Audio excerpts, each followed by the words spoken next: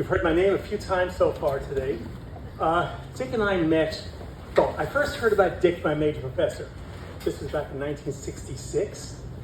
Bill Tavalga was going down to Princeton and to meet this guy he'd heard about, Dick Fay, who was doing some stuff with goldfish. Bill went down there. Bill was actually the father of fish physiology, fish hearing, and came back and said he was a good guy. We never met. So in 1969, I moved to Hawaii. My wife and I moved to Hawaii. And in 1971, in May, I received this letter out of the blue from Dick Fay saying, I've been invited to come to Hawaii to work with George von Beckesy. And what's it like living in Hawaii? He had a son and his wife, Kathy. And since I had heard Dick's name, I decided to write back. I wrote back a long letter. I don't remember what I said, but didn't hear a word. Typical of Dick. Never a word. Until sometime in December, I was told that Dick Fay and Kathy Fay and Chris Fay are moving to Hawaii to work with George von Beckesy. You've heard about it already, Nobel Prize winner. And so Helen and I invited them to come out to a barbecue on December 26, 1971. I remember this very vividly. So does my wife. And it was one of these amazing things. We just hit it off virtually instantly. And we stayed friends forever. Dick and I started to behave like we'd known each other forever. We started having conversations. That day, we were finishing each other's sentences. Helen and Kathy became the best of friends. Chris was about a year and a half or something like that. He was a pain in the ass. We had a gravel driveway, and Chris discovered that and was throwing the gravel all over the place. It was driving Helen and I crazy. We didn't have kids at that point. Chris has turned out really good, and we are very fond. But Helen, my wife, was 7 months pregnant at that time with that young lady over there, Michelle. And the fact is that at that time together, Dick and I started planning experiments. Remember, we just met. We already, by the time he left that afternoon, we had several experiments in mind. And we decided we were going to go to Eniwetok in the Marshall Islands that summer and do some research together. Again, we just met. From then on, Dick and I became rather inseparable. His lab is one part of the university and I is another. But that May or June, Von Beckesy passed away, sadly. And I moved my lab over to the same institute, which is now called the Beckesy Laboratory of Neuroscience. In any case, for the time Dick remained in Hawaii, we stayed very close contact. We were together almost every day. And we went to Eniwetok, and we had one of our first exciting experiences together. We were working on sharks. The trouble is we couldn't find any. Eniwetok's infested with sharks. We couldn't find any. So one day, Dick and I and the other two people we were with were out in the water about waist deep, and we're looking around, and all of a sudden we look and we see sharks coming right at us. Our first shark attack. We flew out of the water so fast, but we caught some of them. And we were able to do experiments on them where we actually made some discoveries that are still being cited and used today. It was pretty exciting. But Dick and I had a blast down in Eniwetok together. When we came back, we kept collaborating. We came up with a couple of papers in 74, 75 that, again, still being cited. It's kind of exciting to see papers that old. People actually know they still exist. But that was eventually Dick and Kathy and Chris, who was growing up, left Hawaii and they moved to, first I guess it was to North Carolina and then to Chicago. But Dick and I kept in touch. Trouble is we had to use mail. Remember that? Remember mail? No email, so Helen and I actually wanted to leave Hawaii, but we took a sabbatical and we spent it in Ann Arbor, Michigan, but spent time in visiting Dick and Kathy. I think somebody mentioned, Cheryl mentioned July 4th, and actually mentioned July 4th.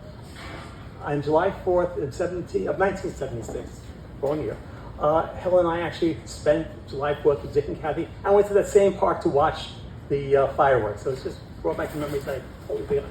In any case, you've overheard about Dick's intellect and his capabilities and his brilliance. That's all true. There's just no two ways about it.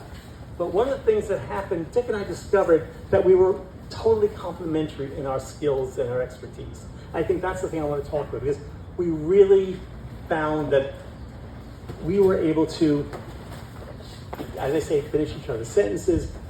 Dick's strength was his brilliance. So that's the only word I can use, brilliance. My strength, I don't think myself as being nearly as smart as Dick, but I was organized. Dick was not organized as you heard. It was a disaster. But the fact is, we had so many skills that were complementary, we just learned to use them. And I think we came to the conclusion that Dick was going to have a great career ahead of him. I hopefully was going to have a great career ahead of me. But together, we had a synergy that was not just two people working together, it was something else. We really had an amazing time. We had loads of fun together, but we also were tremendously productive in a variety of different ways. So I'm just going to mention a couple things. So one day, when we used to come out here every summer, Helen and I and the kids, and our kids discovered that put Dick and I together, and it was a disaster because we come up with a new project to do. And I remember very vividly Michelle, my older daughter, and Chris decided they cannot leave us together for 1 minute because they knew we'd get into trouble somehow or other. We snuck away. And what we came up with was this weird idea. We said, there are no books really on hearing. Why don't we do a book on hearing? And we started thinking about this. This was all like in a period of an hour. We came up with the idea for 8 books. And we decided, okay, let's get a publisher. Well, we already had a relationship with Springer Publisher, a very important scientific publisher. So we called our editor, Bill Curtis, and we said, Bill, we have this idea for 8 books. And believe it or not, they bought the idea. They said, okay, we'll publish these 8 books. You're not going to make any money on it, because we never did. But we decided these would be the 8 books that would describe everything we knew about hearing. Well, last week I sent off volume 77 of the Springer Handbook of Auditory Research. Dick and I quit. About 7 or 8 years ago, we decided we couldn't continue. We were getting a little tired of it. It was a lot of work. So Joe Cisneros, who you heard it from a few minutes ago, and Allison Coffin are taking over and already working on books 78, 79. But these books have actually been so well cited. There's not a neuroscientist, auditory neuroscientist in the world who doesn't know about these books. And it's very clear from what people tell us, Dick and I, without doing, we've both done good research, but for these books, we're probably the most well-known people in the field. Because everybody has and uses our books. And, I'm sure the Fays have it, a stack of these at their home with a whole series of books. I have 3, one for each of my grandchildren. So I have 200 and some odd books sitting around the house. I wish my daughters would take them one of these days. It's annoying to have it. It's taking a lot of my space. But in any case, Dick and I spent a great deal of time in these books. Many of the people who are in this room have been editors or authors of these books, of chapters, and they've made a difference. But I don't think it would have been possible to do this were it not for Dick and I's synergy and love of working together. We go to meetings. We did the same meeting often, and people got to use the fact that Dick and I were always together. And so eventually people were so used to this, they didn't know who was who. They just mixed us up. People were naming goldfish after us. Somebody had Popper and Fay as their goldfish. Somebody's really excited about that for this.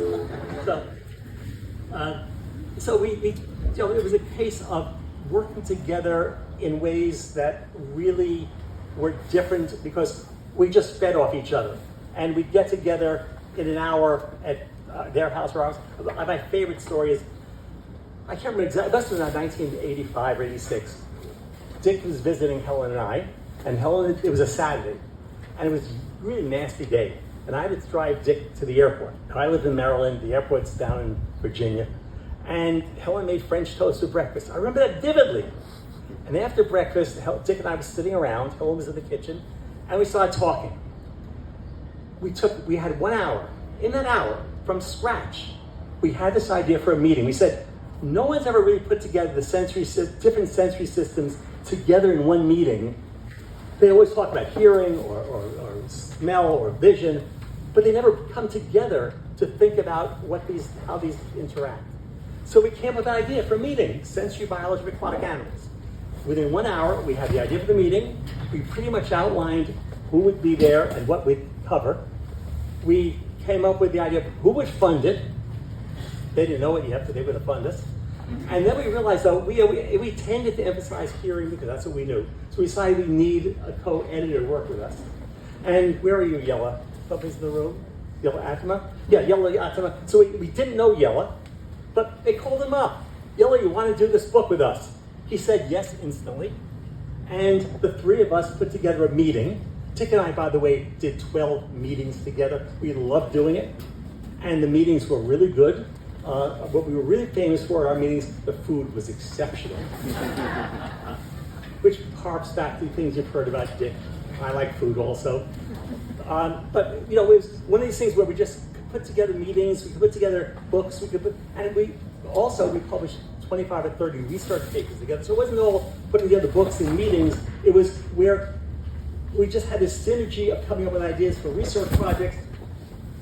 It was a very, very easy, warm, and enjoyable collaboration. It lasted for over 50 years. You know, you hear about collaborations, people who work together for 5 years, 10 years, rarely that long. I know a few people who have done that. But what was important in what we did together, and I apologize for talking about me as well, but I think part of my life and part of Dick's life was our being together. What was so great about it is we actually enjoyed being together. We would talk about anything. We would come up with ideas for research projects, for any number of different things. And it was a very satisfying and enjoyable thing. We did here, we did it, at my place, we did it in the lab together. But it was a very, very productive time together. But, I think that the most important thing is that over 50 years, and I should add, by the way, on the 50th anniversary of our meeting, December 26th, was 50 years from 1971. It's a little while, a couple years, 21. Dick and Kathy and Helen and I got together on Zoom. It was during COVID. And we celebrated our 50th anniversary. It was just one of these relationships that I consider to be the most precious part of anything I did as a scholar. I consider Dick to be a dearest of friends, and I think he reciprocated that. It was just an enjoyable, exciting, fun relationship that was extraordinarily productive scientifically, and was extraordinarily productive not only for Dick and I, but for our kids who got to know each other and got to feel very close to each other. For certainly Helen and Kathy were our best of friends. It was a very unique relationship that I think rarely, if ever, happens in most parts of life, and certainly not in science. So I miss Dick very much. I know we all do.